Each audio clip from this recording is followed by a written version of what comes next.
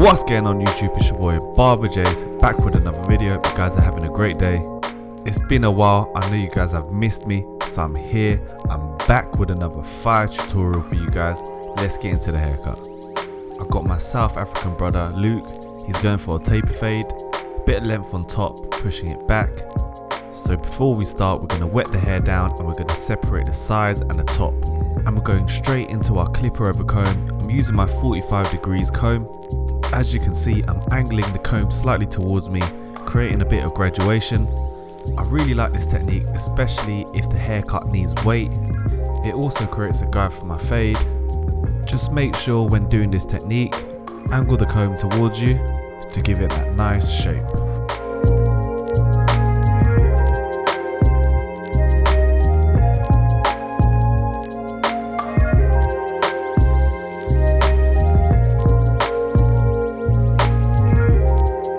Now that the clipper over comb is done, we're going to connect the top into the sides.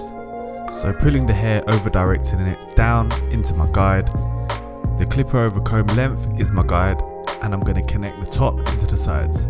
With this technique, I'm connecting first before I cut my layers, because no matter what the length is on top, it's going to have to connect into this length that I created anyway. So doing this first doesn't do no harm. In fact, it kind of gives me a rough idea on how much to cut the top, depending on the weight on the sides. So right here I'm creating my profile line, which is going to be my guide for the top.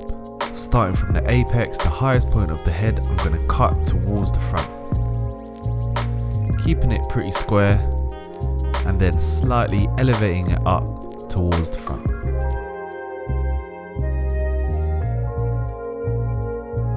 Now extending that profile line all the way to the back, using that same guide from the apex. This is my guide for my layers.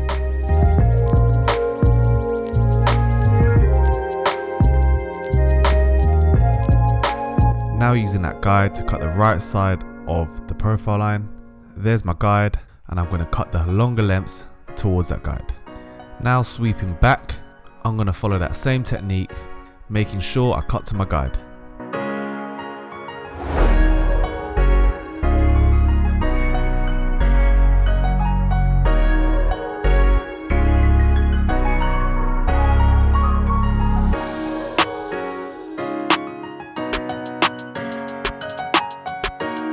As I move more to the sides, the length should be a lot shorter, as I've already connected that into the sides, so I'm just going to point cut and round off that corner.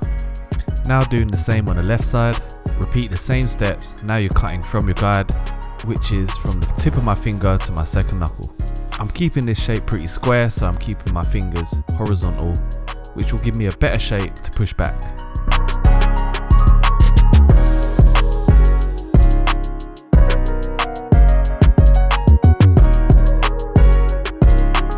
Now cutting the back, following my profile line, keeping all my sections parallel to that, and I'm going to cut to my guide. When cutting the back, most of the time I'm standing on the left side of the client, cutting towards the face, and I always work from the top of the head and I follow that guide, cutting down towards the back of the head.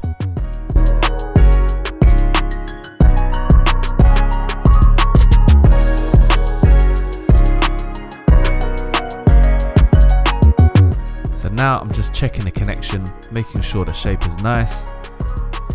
If there's any bits I need to refine, I'll just dust it off.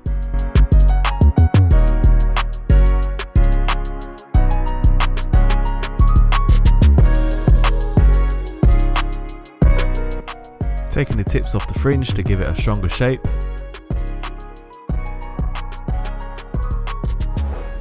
And making sure the fringe connects nicely into the sides, so when you push it back it's going to flow nice. Using my hairdryer now to style the top, to see how it sits, and then I can fade into the style on top. Using my vent brush and using my hairdryer on maximum speed and medium heat. You can use maximum heat as well, just make sure you keep moving the hairdryer and try not to burn up the scalp.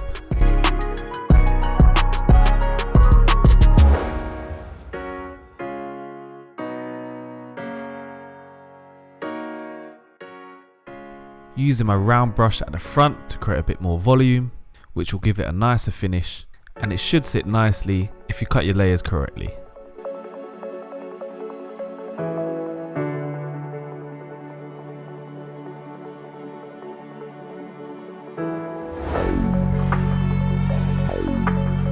Now finishing it off with a little bit of cool air to lock it in.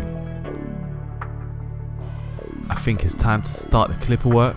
So with haircuts like this, I like to start with a number 3, and this should just blend straight into my clipper over comb, which I did at the beginning. And it should blend quite nicely into it, which shouldn't require a lot of blending. As you can see, look, it blends quite nicely into the top. I'm using the comb to feed the hair into the clippers. That will allow me to control where I want my weight line, and because my clippers are moving up, the hair should be moving down into the clippers.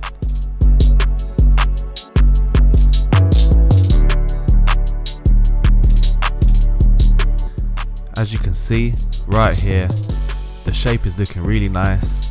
All it needs now is a fresh taper and some sharp, crispy outlines.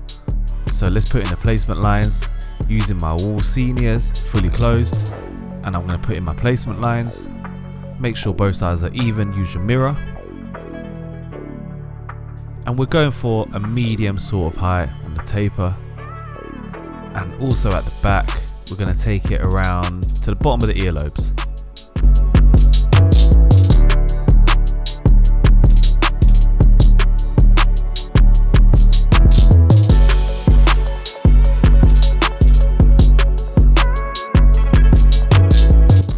After that, just clean up that placement line with your trimmers, and then you can start your fade. So before I start creating guidelines, I'm going to use my 2.5 and 2, and I'm just going to flick out just below the 3. This shouldn't take too long. You're not really removing any weight or creating any shape, you're just cleaning up below that weight line. I do that because now I know I'm blending into a 2, not a 3. So now putting in my 0.5 guideline, and then straight after that my 1 open. Now I need to blend the 1 open into the 2, and then blend the 0.5 into the 1 open, and then fade out that 0 line, and I'm done.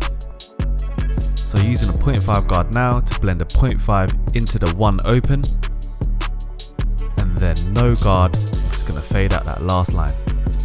Play around with lever, slowly open it, and it should blend straight out. Easy money. Big up to everyone watching this video right now. Big up DXZ, the cameraman, doing his thing. Now I'm going to finish off the taper using my foils. Repeat the same steps on the other side. 0.5 guideline, 1 open, guideline, and then basically just work down with all your guards into the 0.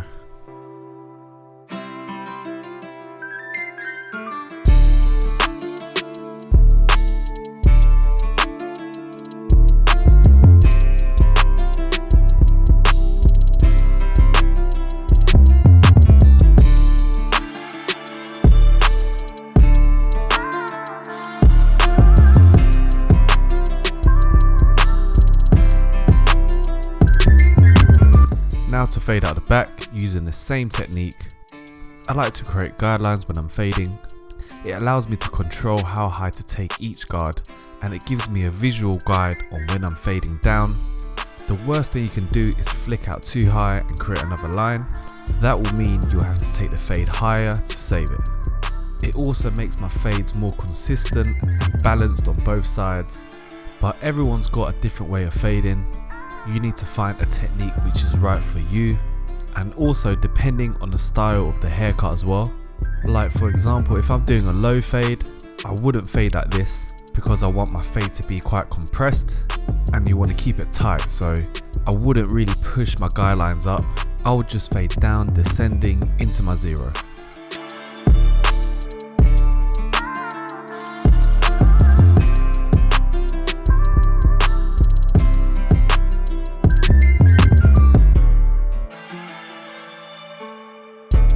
Now finishing off my fade. It's not 100%, but as long as it's 90%, I'm good to move on to my next step, which is my outlines. I can always refine the fade after. The outlines will also show any imperfections. As you can see, my client has got loads of fluffy hairs on his forehead.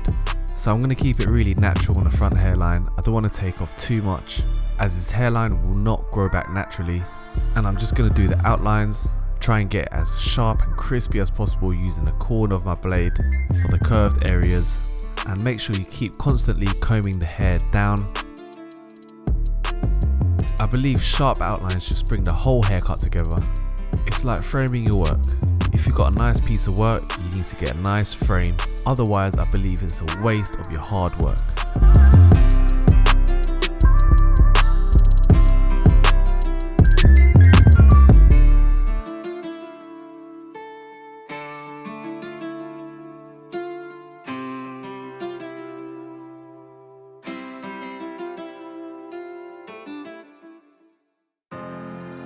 So we're almost done with the haircut. Your boy's looking fresh. We just need to refine it to take the haircut to the next level now. So starting off with a little bit of scissor over comb to soften the blend.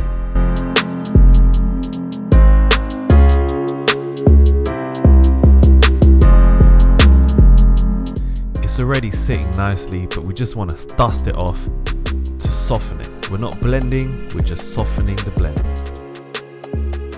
We're also going to be doing a bit of texturizing. Because it is quite heavy at the back, we just want to lighten it up without changing the shape.